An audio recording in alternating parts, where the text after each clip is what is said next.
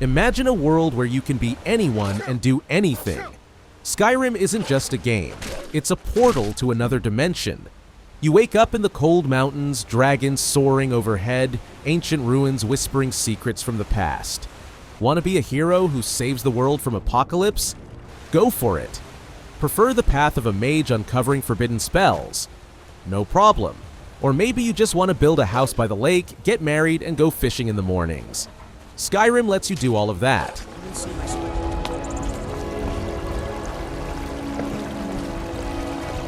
Brigands I can handle, but this talk of dragons? World's gone mad, I say.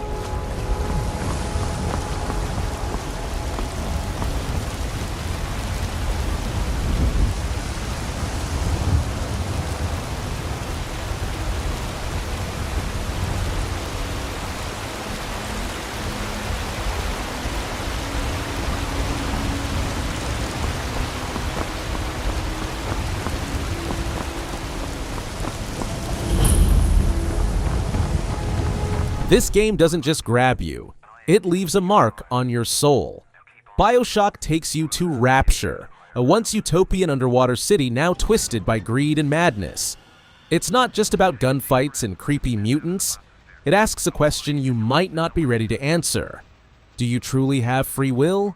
The atmosphere is stunning. Massive windows looking out into the deep sea, haunting 1950s music, dim corridors, and a narrator who knows too much. It blends action, philosophy, and storytelling into something unforgettable.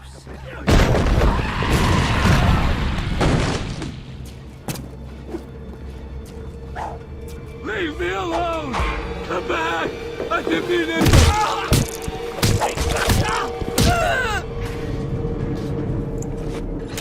My daddy's smarter than Einstein. Stronger than Hercules, and like a firefly snap of his finger.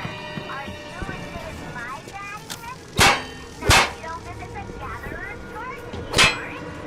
Smart daddy gets Dishonored feels like a movie about an invisible assassin, but you decide how the story unfolds. You play as Corvo, a royal bodyguard framed for the Empress's murder. You've lost everything, but in return, you're given power. You can teleport, summon rats, even stop time. And now, the plague-ridden, corrupt city lies at your feet. You are the shadow, the vengeance, the justice. Everything in this game depends on your choices. You can complete the game without killing a single person or leave chaos in your wake. And the city will respond. The ending will change. Dishonored is one of those rare games where every action matters, and the dark, rich atmosphere pulls you in completely. What was that? But Somebody's not feeling.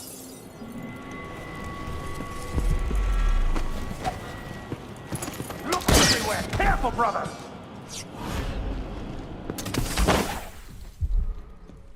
This isn't just a game. It's an emotional journey through an old, mysterious house where every room holds a memory, a tragedy, or a dream. You play as Edith Finch, the last surviving member of her family, returning to the family estate to uncover why so many of her relatives died under strange circumstances. Each story you uncover becomes its own mini-game, each told in a completely different way. One moment you're a baby in a bathtub,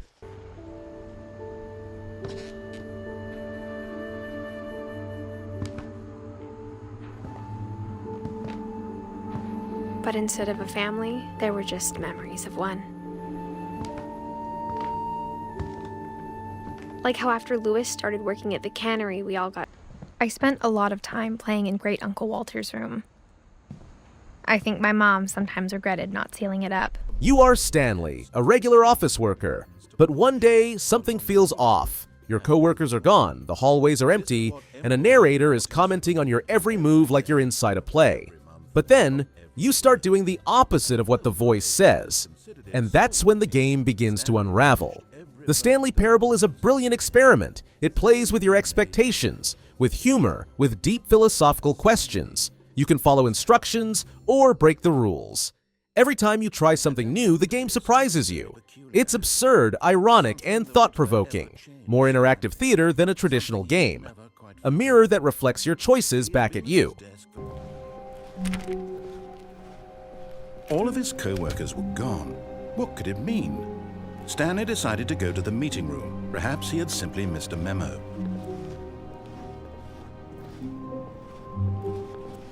Forget everything you know about platformers. In Super Mario Galaxy, you're not just jumping through levels, you're leaping across planets. You run around tiny worlds, bounce between them, and even gravity works in magical ways. It's like a cartoon and an amusement park rolled into one. But beyond all the color and joy lies real magic. The orchestral soundtrack, the creative level design, the sense of wonder, it all feels like a cosmic adventure. And as always with Nintendo, there's a simple, heartwarming story at its core that just makes you smile. This is the kind of game that reminds you why we fell in love with games in the first place, for the pure, childlike sense of wonder.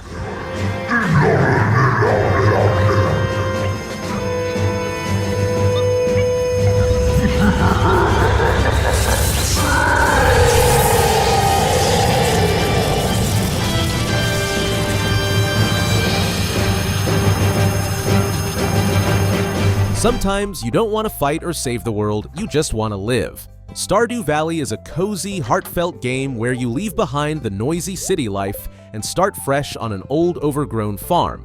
The land is yours, the village is full of colorful characters, and there's no rush, no pressure. You decide how to spend your days, planting crops, fishing, exploring caves, building friendships, even falling in love. Each season brings its own feeling. Rainy spring mornings, golden autumn sunsets, snow-covered winters. Every moment feels personal. Stardew Valley is the kind of game you return to when the real world feels overwhelming. It's not just relaxing, it's healing. Digital therapy for the soul.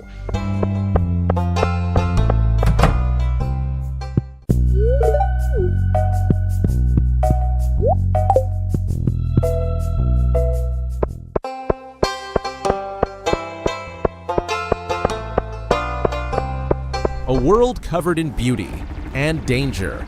Towering metal beasts roam the land while humans live in tribes among the ruins of a forgotten civilization. You play as Aloy, an outcast raised in silence, trained to survive, and driven to discover who she is and where she came from. The combat is thrilling. Every machine has weak points, patterns, behaviors. You'll need traps, precision, and strategy to survive. But it's the story that hooks you. As you uncover the secrets of the world, it all starts to make sense, and the mystery becomes impossible to ignore.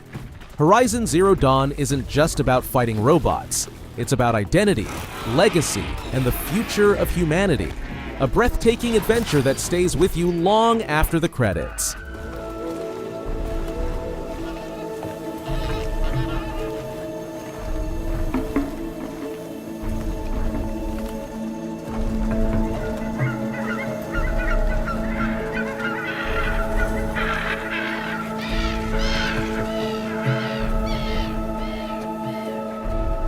This is more than just a game. It's a saga. You are Geralt of Rivia, a monster hunter for hire, wandering a grim, beautiful world torn by war and politics. But beneath the contracts and sword fights lies a deeply personal quest, to find your missing adopted daughter before a supernatural force catches her first. Every village you visit tells a story. Every side quest is rich enough to be its own novel. The characters, from nobility to peasants, witches to soldiers, feel alive with hopes, fears, and pasts. The world reacts to your choices. Actions have weight. The consequences are real. With its dark European fantasy atmosphere, brilliant writing, and unforgettable soundtrack, The Witcher 3 isn't something you just play. It's something you live through. Not good.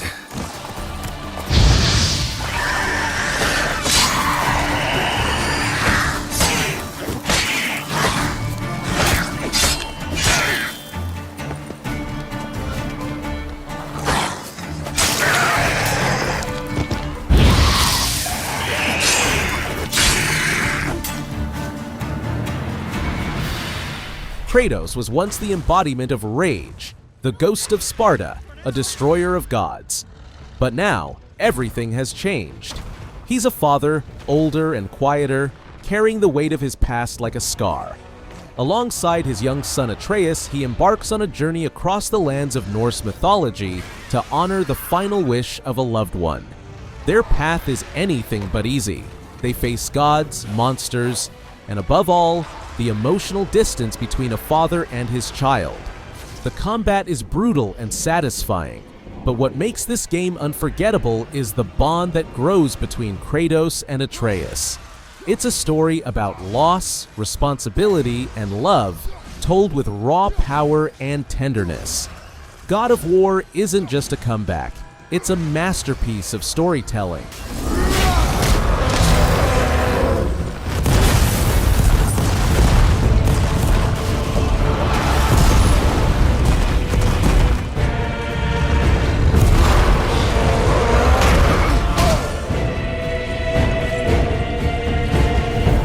This isn't just a Western, it's a slow-burning, emotional ballad about the end of an era.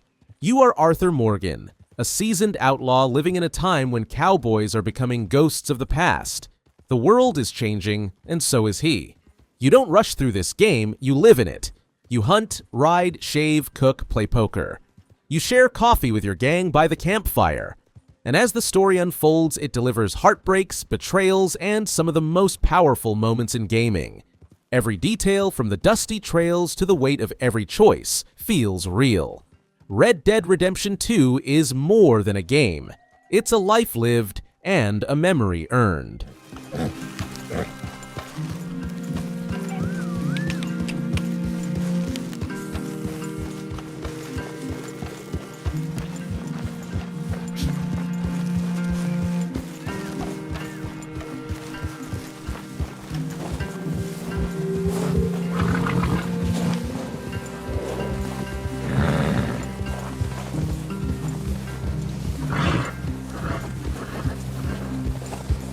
At first glance, Celeste looks like a simple retro platformer. But beneath its pixelated surface is one of the most honest and moving stories about mental health in gaming. You play as Madeline, a young woman climbing a mountain that's much more than stone and snow. It's her anxiety, fear, self-doubt. Every jump, every fall, every retry. It's part of her journey. The game is challenging but never punishing. It gently tells you, you can do this. And somehow it feels like it's talking to you, not just the character. With stunning music, tight gameplay, and a deeply human message, Celeste becomes more than a platformer. It becomes a mirror for your own struggles and strength.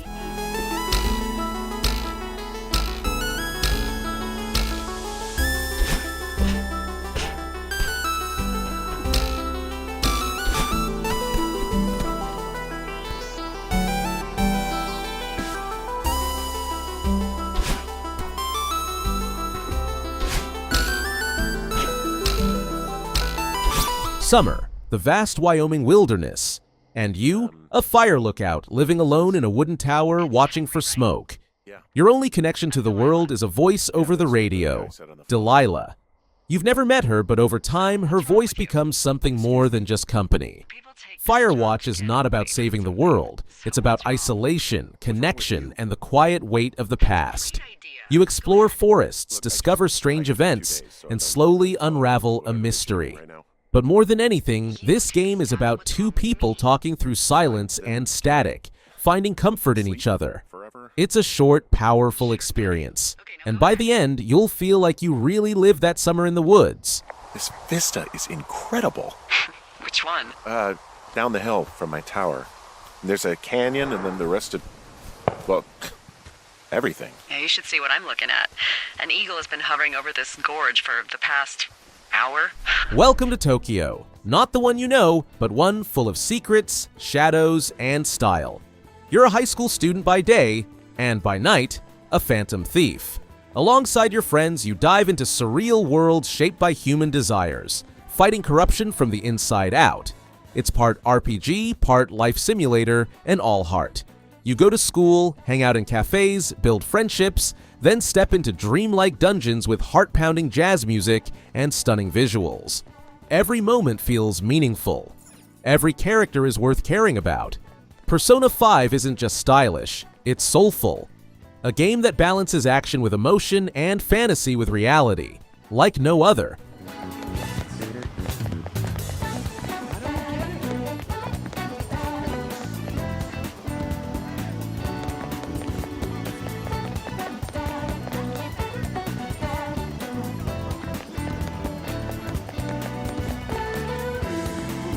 You wake up in a ruined kingdom. No memories, no direction. Just you, the wind, the hills, the endless sky. Breath of the Wild doesn't tell you what to do. It whispers, go. And you go, climbing mountains, gliding across canyons, cooking food by the fire, fighting with improvised weapons. Every corner hides a surprise. Every ruin holds a secret. There are no boundaries, only possibilities. This game isn't about rushing to the end. It's about the beauty of getting lost. It reignites something inside, that childlike curiosity, that love for wonder. Breath of the Wild is more than a game. It's freedom, discovery, and the quiet joy of exploring a world that feels truly alive.